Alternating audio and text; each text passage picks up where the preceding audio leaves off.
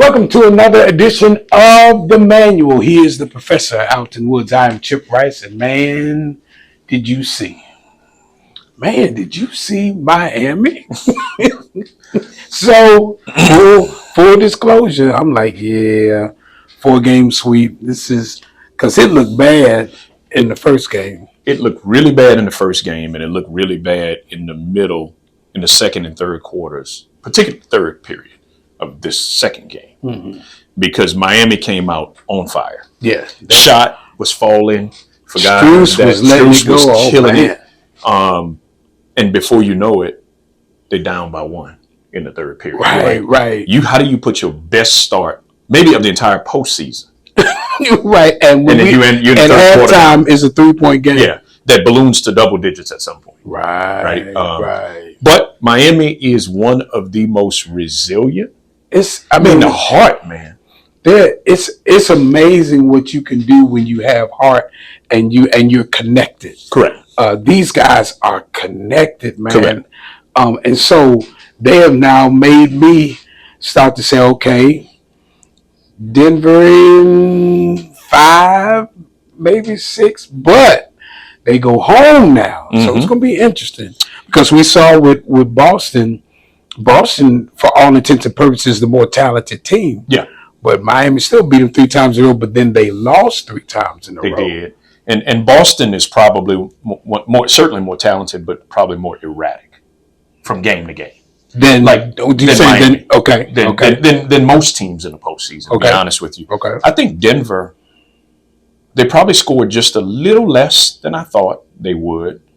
But the Denver game, even though they lost it, did not look significantly different for them than games they win. Okay. Right? So what it essentially means is if Miami gives you this Herculean effort every night, then it's, you got a series, right? But Miami has very little margin. Yeah, small margin. Very little margin. If the 3-point shot is not falling at 60%, something crazy. I don't know what they ended the night with. They're in trouble. Yeah, they're in trouble. Yeah. But right now we got a series. We do have a series. We got an extra game. Hallelujah. This is The Manual.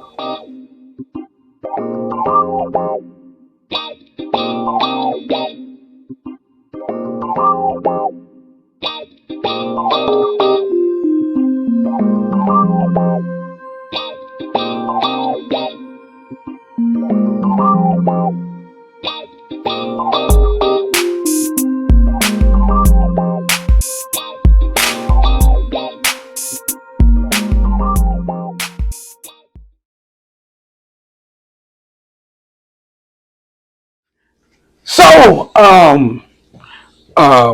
glad to be back. I got us some time off, and so we're out here wanting to build people up and help them. But a few days ago, I posted about divorce. Yeah, I am finishing a degree in clinical mental health counseling, so I do a lot of married couples and working through that. But we've been coaching and helping married couples for a long time, and so I made the post because I saw something where this lady was having like a full out celebration about being divorced. I'm like, man, there's something wrong here. So the statement I made was, if you're celebrating divorce, that it may be time for some therapy. Well, that sparked a whole lot of conversation in some of the comments that I received based on that post. And I think what shocked me is, first of all, let me say this about social media. It don't matter what you say. Nope. Somebody's gonna come on and try to spin it in a negative way without even asking if there's further context. They will get in their feelings in social media in a minute, which is why you can't let that run your life. Right. Because that begins to be a little ridiculous. Absolutely. But as I'm looking through the comments, I'm saying people, I got out of the relationship and I was glad about it. And it was a moment to celebrate. And they were missing my point. Correct. And now I take responsibility because I probably could have been more clear in what I was presenting. My point was this. You gave your word to somebody. Mm-hmm. They gave you their word. Mm-hmm. You made a covenant. Mm-hmm. And I don't even think that sometimes we consider what marriage is or who was the initiator of marriage. Sure. So then we get to form it based on what it is that we think instead of what God said it is when he created it. So I agree. And before, I think, so if we can't deal with the surface, then going deeper is guaranteed to fail, right? So, Okay. So in other words, I agree. And before I even go there, though, let's take the spiritual piece, just put it on the side for 1 second. Let's just deal with the practical piece of divorce. Okay. Here's what we know about divorce, right? Either you married the wrong person. Mm-hmm. Okay. So if you're the man, you chose wrong. Mm-hmm. If you're the woman, you acquiesced to his choice, and or you were the initiator, which is out of order anyway. Right. But side note, uh-huh. a woman should never, ever propose to a man. Absolutely. Ever. Okay. Yeah. Gotcha. And so somebody chose wrong Mm-hmm. is one reason. Someone didn't fulfill what they committed to. Right. Is another reason. Right. And probably the only other reason. There's several subgroups. Right. So to me, a divorce, and I want to be careful with this because divorce happens. Right. And there are reasons that it happens that I don't have a good answer for. I can't say, no, you shouldn't have gotten divorced, right? Mm-hmm. There's some reason. Mm-hmm. Someone's abusing you physically. Right. Well, I mean, okay. Right. Somebody's cheating on you constantly. Right. There are things where I get it. Right. Right. But even though I get it, and even though if you're listening, don't get convicted by what I'm about to say, but a divorce is another word for a failure to manifest what you said you would do. Right. Now, someone could have made it impossible for you to manifest that based on what I just said. Mm-hmm. But somewhere in this, at the end of the day, divorce is a failure. Right. It's a failed arrangement. It's a failed covenant. It's a failed business. It's a failed everything. Right. And so while I can appreciate people wanting to celebrate putting their pain behind them, they also have to understand that some of the pain, in many cases, was unavoidable. Right. I mean, I'm sorry, was avoidable. Some of it was. Okay. Based on the spiritual piece that we're going to talk about in a second. Right. Because number one, if you chose wrong. Right. Well, that's destined for failure.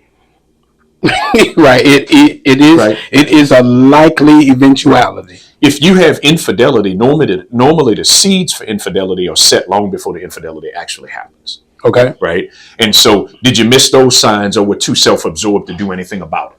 Right. Doesn't mean that the infidelity is okay. Right. It just means that. So I'll say this, and what I'd like us to do at some point in this conversation, really start to talk about why men want a divorce. I'd like to really, because I think that would be an interesting topic to get into. Because I was looking at some of the reasons based on gender, right, and say men's needs and top reasons for divorce are 1, not feeling appreciated or respected.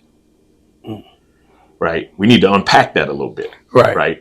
Because there's some primary roles of a man that if their wife doesn't fulfill, it makes lead to an overwhelming sense of I got to get out of here. It makes the relationship extremely difficult. It does not mean that it's quote unquote your fault, because even if you don't give it to me, if I am a believer, I do have a source to get it from, but it can make it extremely difficult. So relationship. I don't want to say let me challenge that, but let's just unpack that a little bit. Yes, as a believer, God should shape my value, self-worth, and appreciation. Yes, for sure. Okay. But the Bible says that it's not good for man to be alone. Right. And so God, I'm paraphrasing and speeding up and skipping words, but so God made him a helpmeet.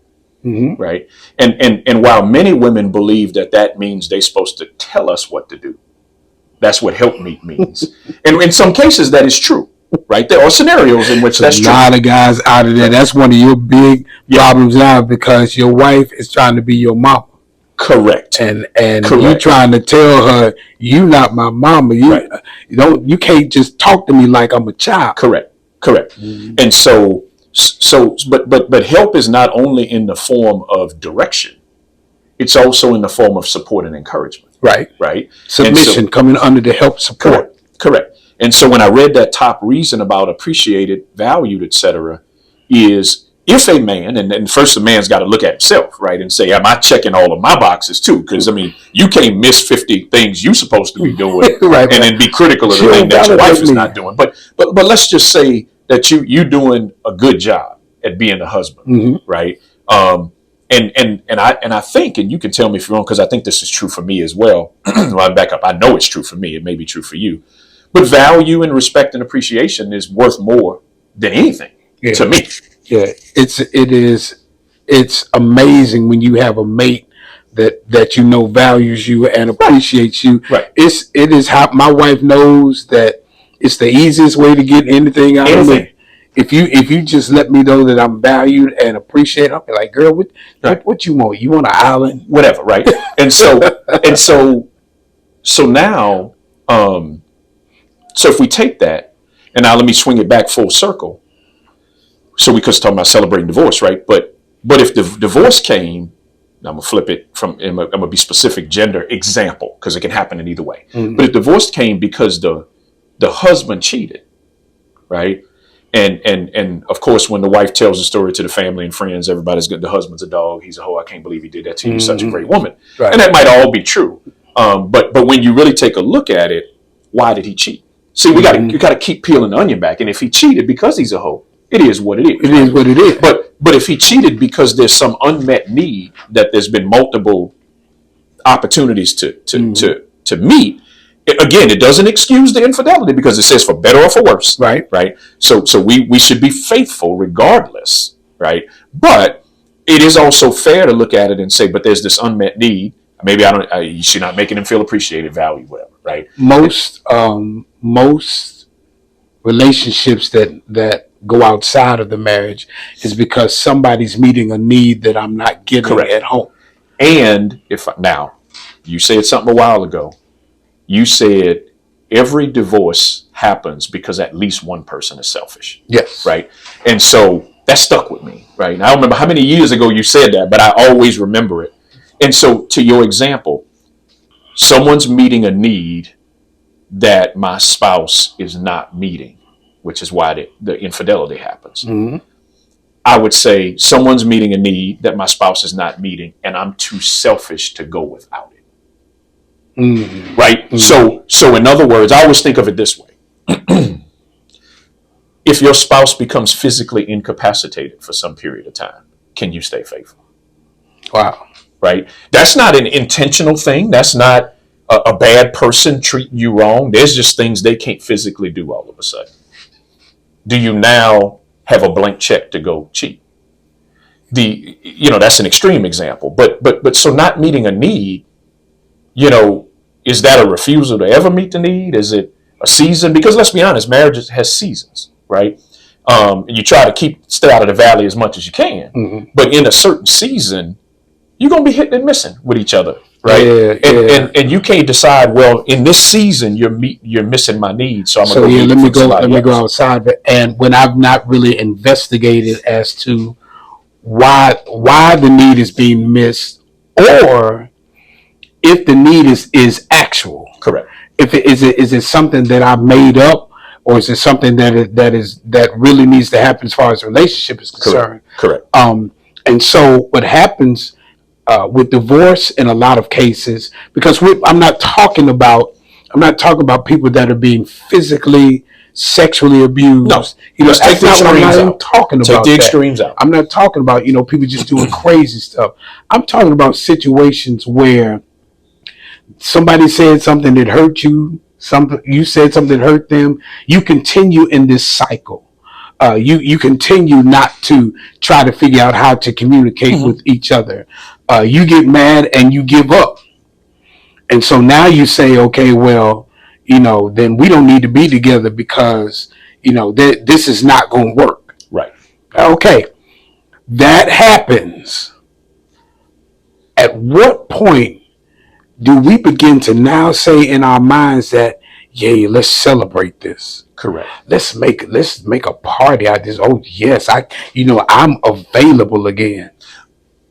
Subtitle, aka another failed relationship. See, when I say it that way, right. To celebrate. And people get offended when you say stuff like that. But the truth is, it is. That's what it is. We failed to keep our word. Correct. And I need to look at this seriously and figure out, how did I contribute to the failure of this relationship? Correct. Because the statistics say, you can go to Forbes and find it for yourself. The statistics say in the 45 states that report this information, for 2023, there were like almost 2 million marriages, but there were 600,000 divorces. The 600,000 divorces happened within an 8-year period. Yep. But the more telling problem is that the rate is higher in the second and third marriage. Yes. So and what's common between all three of the marriages? Yeah, the common denominator in a third marriage is you. Correct.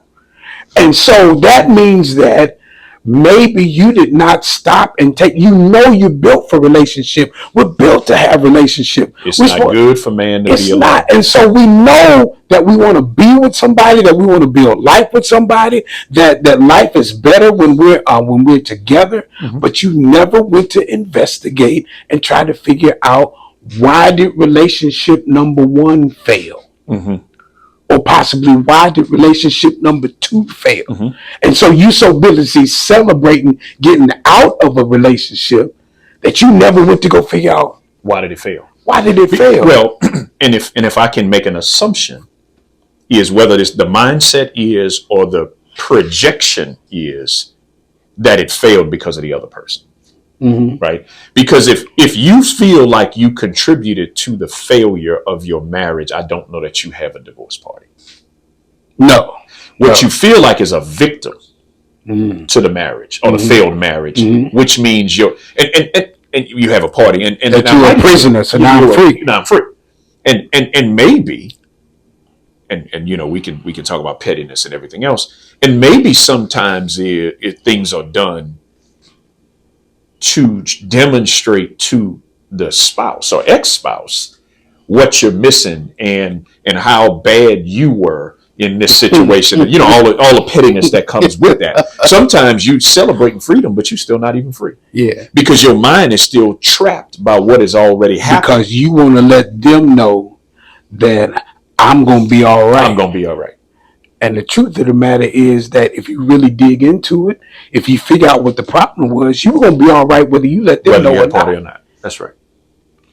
Yeah. It's a quandary, man. But people start to get into their feelings so much and tell you, oh, they did this and they did that. Yep.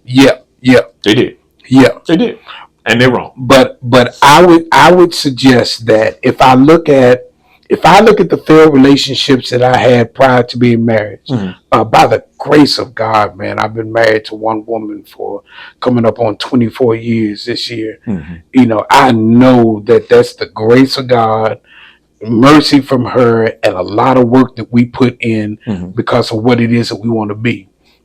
But if I look at other failed relationships, if I really look at it, the conversation that you had with the boy, man, that chick crazy. Yeah. She did that, man.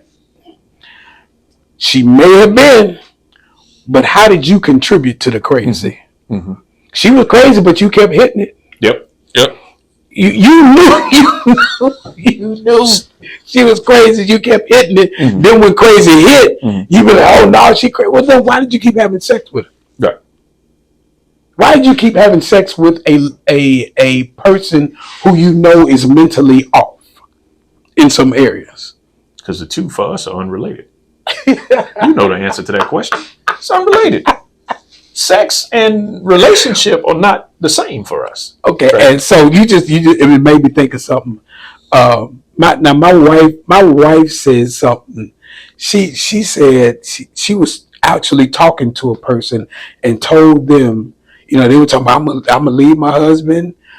He had an affair. He didn't. And she said, does he love the other girl? She was like, no. He said he doesn't.